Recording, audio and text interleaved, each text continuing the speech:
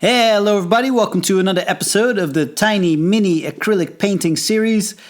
We've got a special episode today because we will be announcing the winners of our very mega super awesome painting giveaway. Winners will be announced at the end. We're going to do a little bit of painting first, so stick around for that. Or if you want to skip to the end, that is totally fine with me. You do you. That's what my girlfriend always says. You do you. So we're going to be painting a little bit first. And I've already gone ahead and blocked in a little bit of a sky because I'm trying to keep this video short. We're going to be painting a ocean wave today. And what I've got on my brush here is just a smidge of murky green. And I've added in just a little bit of white in that color mixture to paint in or block in a little bit of this lighter murky green in the background. And we'll use that same color as a bit of a reflection here.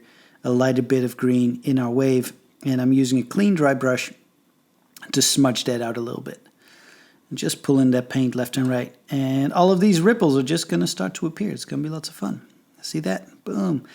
Lots of horizontal strokes because water tends to be horizontal, waves tend to be horizontal.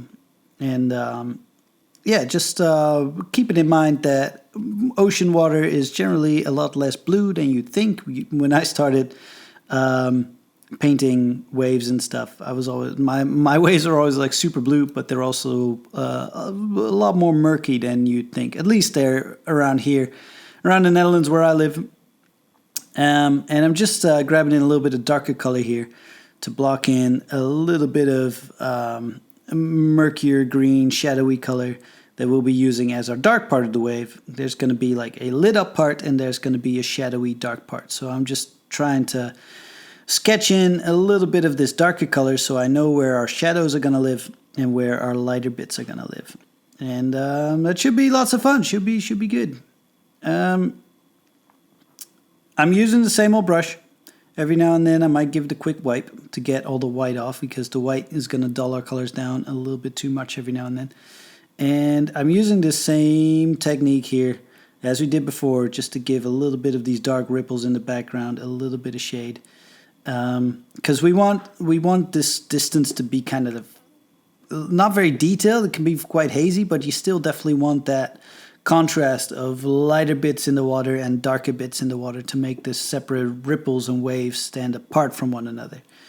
And here at the bottom, there can be some darker parts and some lighter parts too. And I've added in a little bit of medium to my colors so that whatever I'm putting on right now is going to mix a little bit with the color that I've put on earlier. And that's how you get these gradient-like effects. Medium is priceless when it comes to painting water because everything is everything in water is full of gradients and kind of like smooth transitions.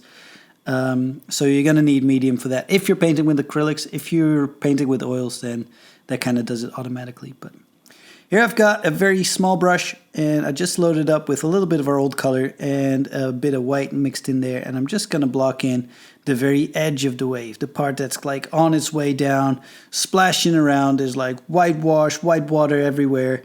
I'm just going to make a little bit of a line here where I think that's going to happen, all of that action. And it doesn't need to be super detailed just yet, but I do like to block in like a very defined, already kind of like shape in which that water is crashing. And I'm just using the very tip of the brush right here to put in just a bit of reflection here at the very top. And that is one of the secrets of making your wave kind of like feel alive and round. Is same as with a balloon. When you have like the little white dot at the top of a balloon to indicate how it's round, we want to do the same thing at the very top of our wave with just these little specks of white, as if the sun is kind of like hitting it from the top, and then there's these little specks of reflection going straight into your eyeball, boom, and then that creates that very bright white reflection. And with our mediumed up paint still being a little bit wet over here at the bottom, we could just blend in a little bit of that white and create all of this turmoil that's happening at the bottom of the wave. Here I'm using a little bit of white and the very edge of the chisel brush, going back to our original ripples, and I'm just trying to layer in the very top of the wave of the ripples here, just with the chiseled edge of the brush.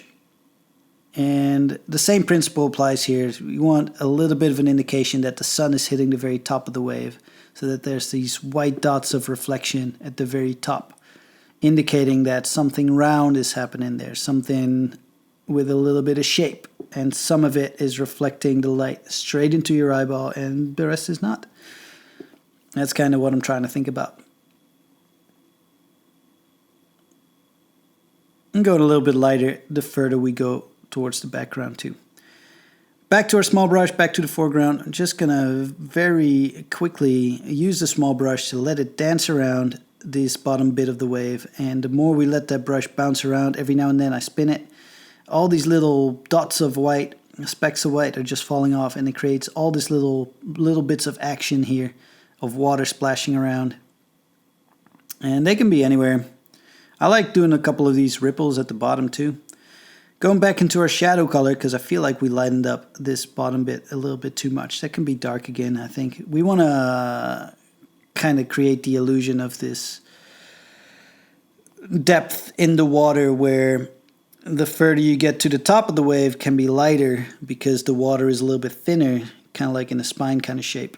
Whereas everything at the bottom has more depth to it, so that can be a little bit more dark, as if there's more water there that is dark, letting less sunlight through, so it's getting darker towards the bottom.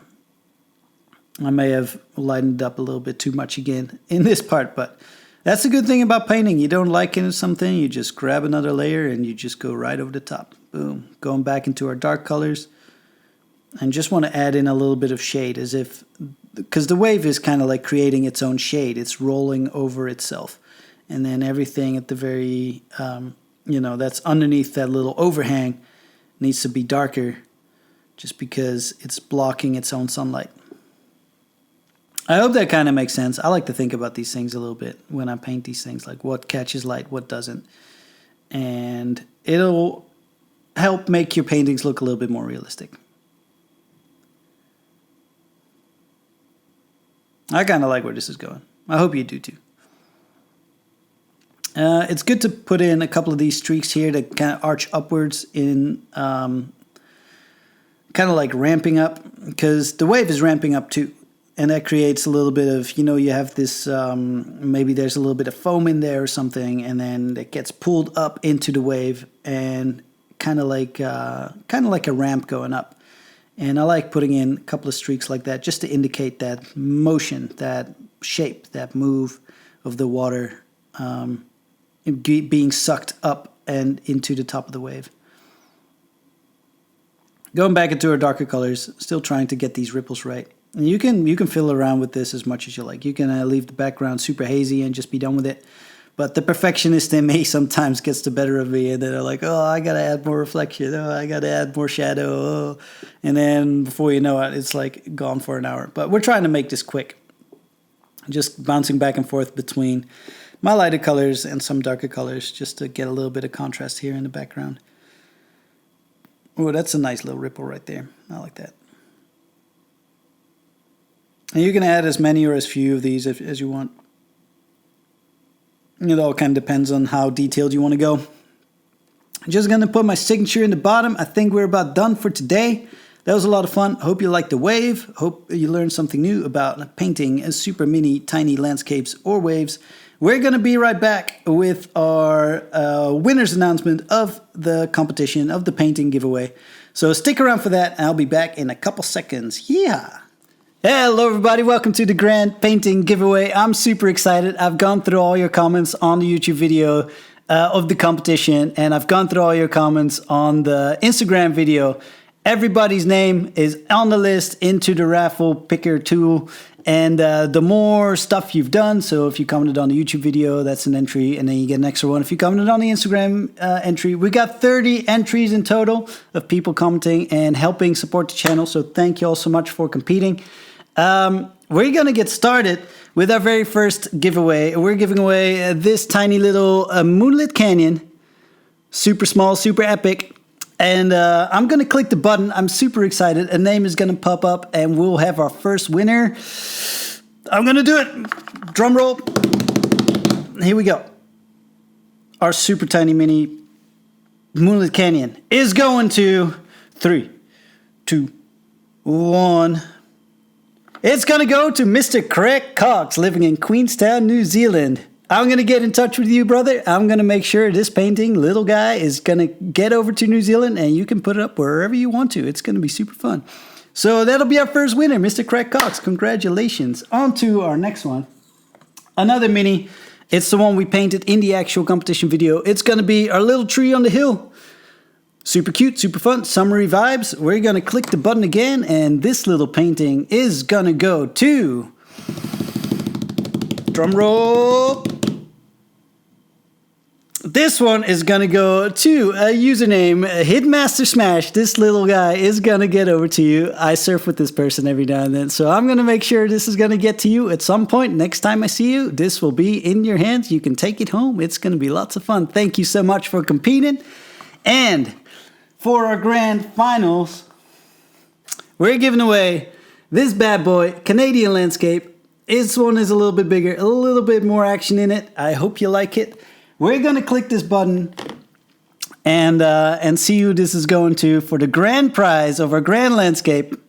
Here we go. I click the button. Drum roll.